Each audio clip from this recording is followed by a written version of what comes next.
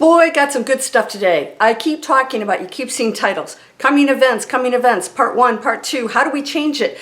I have something really cool for you. Now, this is actually written word. You know, we talk about Edgar Cayce and Nostradamus and, you know, all these people that foresee the future. I'm going to talk about the Torah, the Hebrew Bible, the teachings, written word and spoken, because it does include both. Now, I'm going to tell you something about the Torah that predicted the future.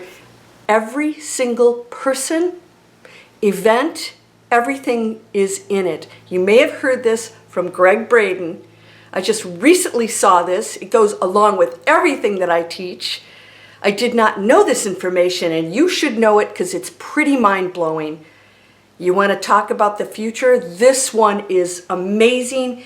You're going to love it. We have an amazing future ahead if you choose it. Are you ready? You and I can do this. Let's go.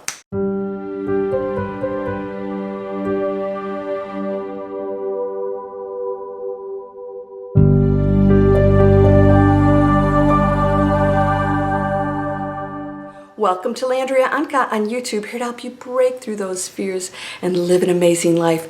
I saw something on YouTube, because if there's anything I watch, it's always about maybe history or science or whatever, which of course, you know, has changed. Columbus didn't discover America. Excuse me, weren't there people already here? So anyways, it's interesting nonetheless, but every once in a while I will watch people that I respect who come from a more scientific and, let's just say, fact-based, without assumptions of things, viewpoint, and even that is whatever. But I want to share this today with you because it's pretty darn cool, and there's been some controversy about it. The Torah is the Hebrew Bible. It includes the written and also verbal teachings. Now this goes way, way back, and of course there has been scrolls and writings that have been discovered that have been pretty mind-blowing. Other parts of the Bible that have shown up, you've probably heard about this. We don't really hear a lot about that, like what's in it. You know, it takes, you know, ages to put these things back together. However, there is something in the Torah that Gregg Braden shared that you might want to look this up, and you've probably heard of this, where every person, event, anything you can imagine is actually through coding located in the Torah. Now, there's been speculation about this, like, oh, come on, I can make anything fit with a computer. You know, I can run numbers and say, oh, there we go, predicted, you know, 9/11 or whatever. But the information in there was pretty interesting. Now, what happened is when they ran events with this coding, and I'm not going to go into it because it's pretty complex. You'll have to watch that video yourself by Gregg Braden.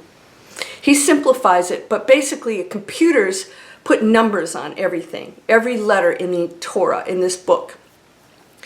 And basically they would run a question. They'd ask a question, and it would pick up on those words within the code, whether it was vertical, horizontal, crosswise, whatever. It would have complete words and sentences to answer the question. It was pretty mind-blowing. Now, here's the interesting part, and I've talked to you about this, the future and the past, everything's one thing. Einstein stated, and I've told you guys this about, there's no such thing as time, because time to us is a linear thing that happens continuously, and that there's a past and a future. That is not the case. We now know that. Einstein knew it, and he tried to explain it. Of course, you know, nobody's gonna believe that, because I know that yesterday I did this, and tomorrow I'm gonna do this. But what he tried to explain, and quantum physics is starting to open up some of these doors, a fraction of it, is that everything happens at once. And that the future and past and everything in between is one thing happening. So every thought and action affects every probability within it. So a probability of this happening for us, if we behave this way, could be poof, and will happen. It's happening now. If we change just a little bit, I'm talking one thought, One thought. If you change one thought, you just changed everything. It's the butterfly effect, right? That's pretty simple to understand. Now the Torah, when they were running events, you say like, okay, we already know about these events. But what they did is they would run maybe a president's name or whatever to see what it would come up. So a high-level official was told that the Torah predicted that he would be assassinated on a specific date. This was in advance. He was warned of this and pretty much disregarded it and was assassinated on that day. Now you could say, oh, maybe somebody was behind that. The Torah, they ran the future potential events, and I want to share something with you. And this is true of remote viewers. Not once has any kind of bombs or atomic bombs or weapons, mass destruction, shown up. It has been diverted. All right? It has changed because at one point it was showing up.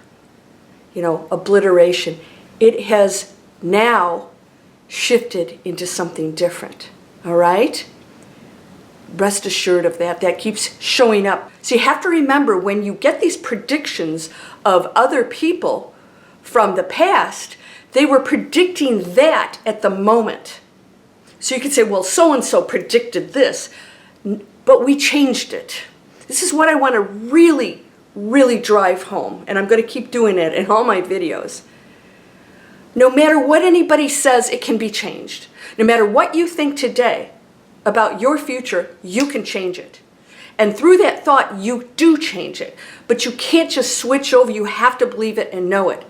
And this is where you have to go into the mind shift. I teach all of this. You guys know this. I teach this. I have a lifetime breakthrough fear course.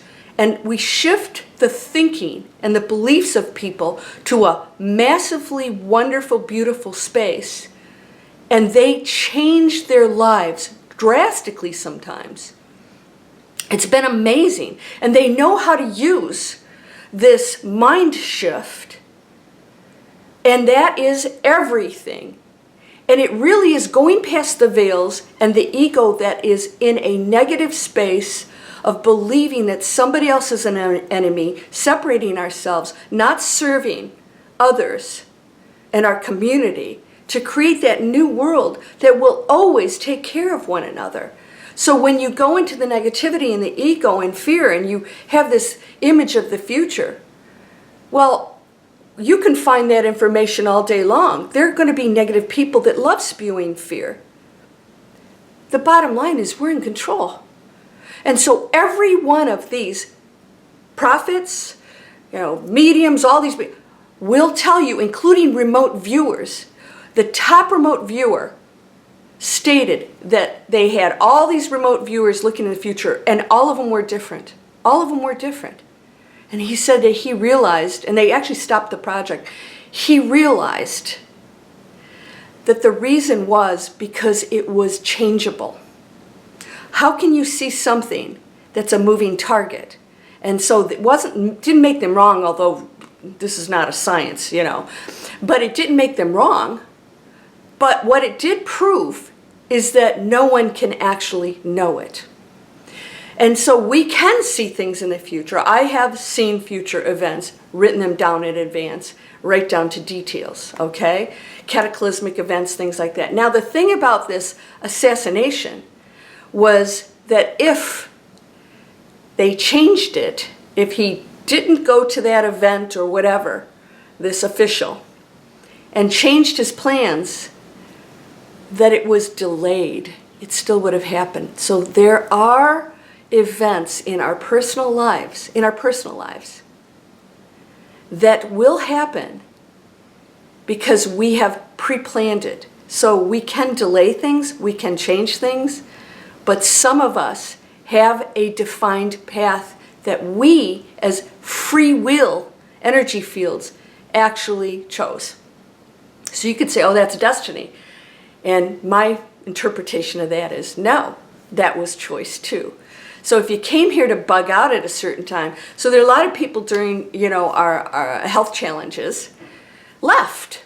They decided that during a certain time on our planet, in order to reinforce the changes that we're going through, we're going to volunteer to leave at that time. So all those people, through our illnesses, that transformed us into a completely new space on this planet. I mean, we're going to a totally new way of life. Everything changed after that, right?